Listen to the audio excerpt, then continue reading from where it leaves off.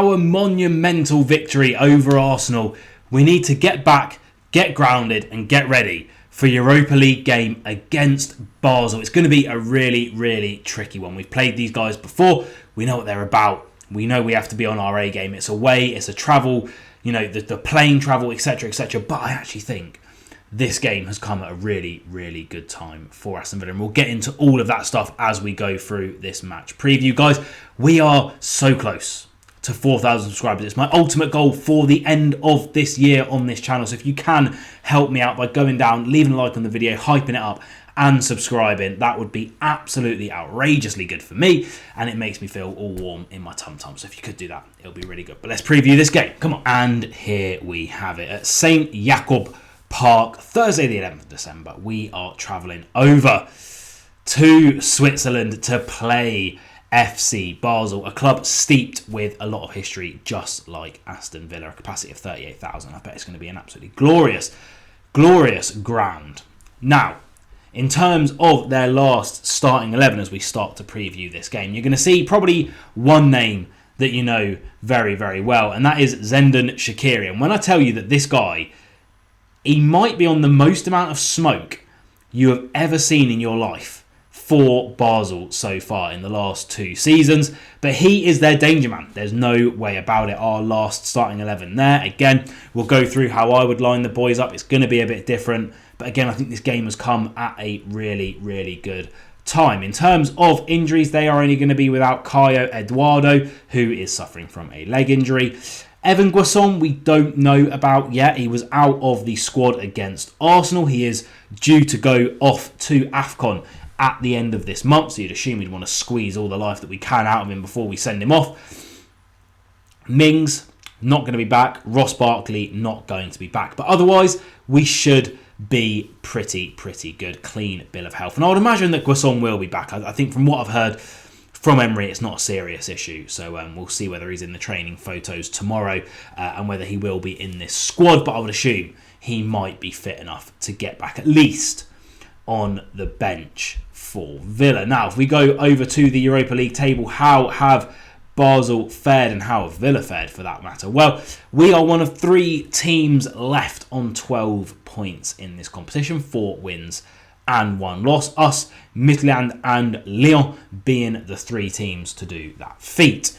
We need to keep it up though, right? Top 8 go through to the round of 16 without having to play that awful 2-leg playoff round. We really need to avoid that. We know we've got Spurs in the FA Cup now as well, so perhaps we are not going to go very deep in that competition. We need to save our legs and be sure to be 100% up, focused and ready to smash it out of the park in the Europa League, get through to that round of 16 and then go from there. Now, why do we need to keep our heads above that 8th water? Well, because 8th spot is only on 10 points. There's also, 6 teams on 9 points who could come and overtake us. Our goal difference is only 5. A lot of those teams on 9 points have a goal difference of 4. So it is all to play for. You know, we could go down realistically as low as 15th if we lose this game against Basel. We need to keep on winning. I think the last 3 games of this competition, all 3 are must wins. I would see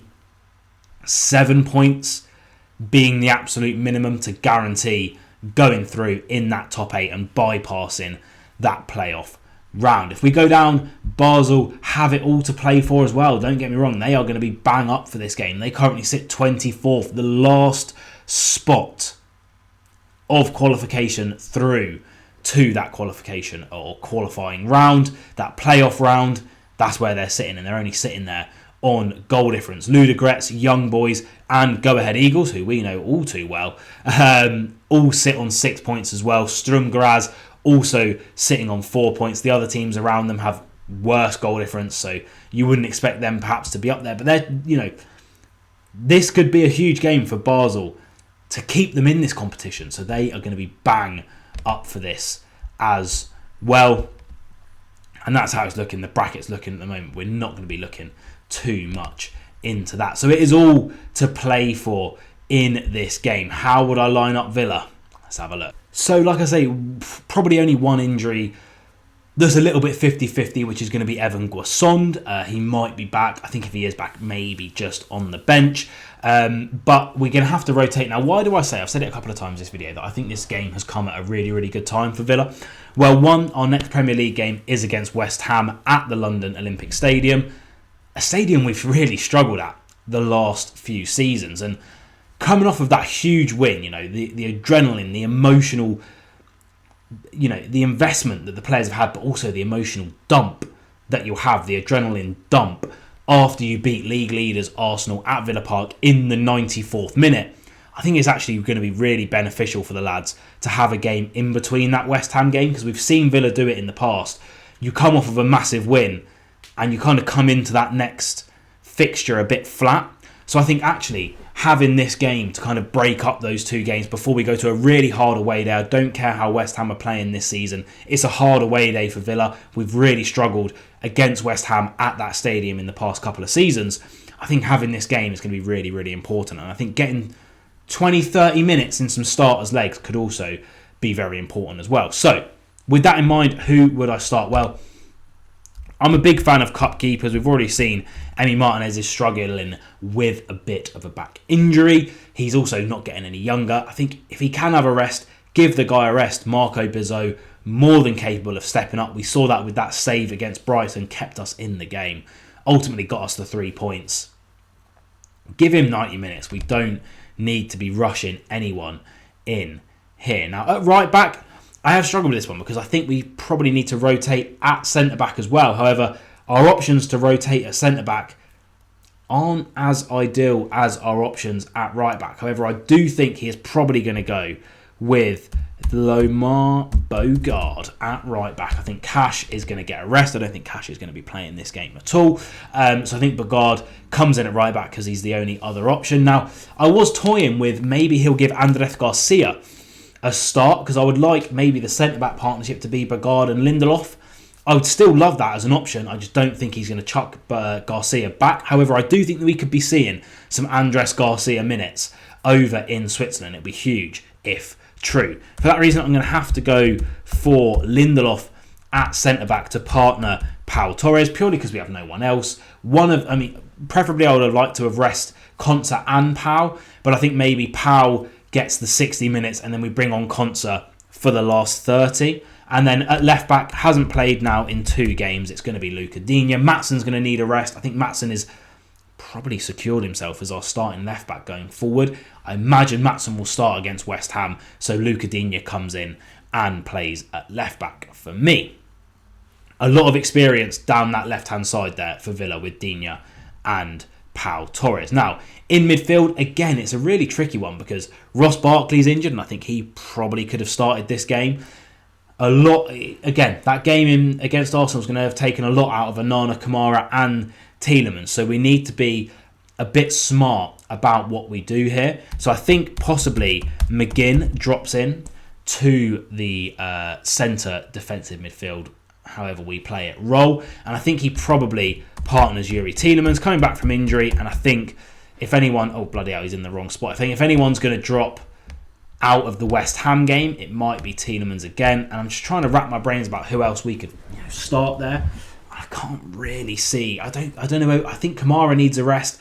I think Onana needs a rest. They've both got heavy minutes under their belt and they both have worse injury records than the likes of Tielemans and McGinn. And then it allows us to do something a little bit different. Now, on the right-hand side, I imagine it's probably going to be Morgan Rogers. Now, if Guasond is fit, absolutely, I think he should probably start over Rogers because I do believe no matter what happens, on the left, it is going to be Jadon Sancho. Looked really, really good against Arsenal when he came on. Keeps on growing under Unai Emery. I like it a lot. And then that would leave the front two being Emi Buendia, our match winner, and Donyell Marlon. Now, why has that gone in capitals? Now, one thing I would like to say, there's a couple of players that could. I mean, this is such a hard one to do. And if there was other people like Barkley and stuff fit, I think it's a foregone conclusion. But on the right-hand side, like I say, you could have Evan Guasson.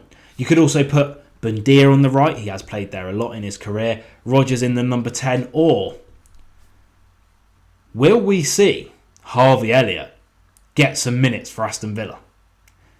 Well, you know, Onana and Kamara, I don't know, they could both easily get in this starting 11. It's a tough one, but if we do go with something like that on the screen, I think that's good enough to get the win and get over the line again. And there you have it. I think this game has come at a really, really good time. I think we need the break in between the Arsenal game and the West Ham game to get grounded, to get our heads on the ground, to get knuckled in, to remember what we are fighting for. And that is a war, unfortunately for us, on two fronts now. The Premier League and the Europa League. We need to be fully up for both. We need to get a win against Basel, and I think we are probably going to do it. I think we're going to get the win. I think it's going to be a really tight one, though. I'm going to go for 1-0 to Aston Villa. Ooh, I don't know who I want to give the goal to. I'm going to go 1-0 Villa. Sancho to get his first goal in claret and blue. What do you think? Comment down below, and I'll see you soon. Up the Villa.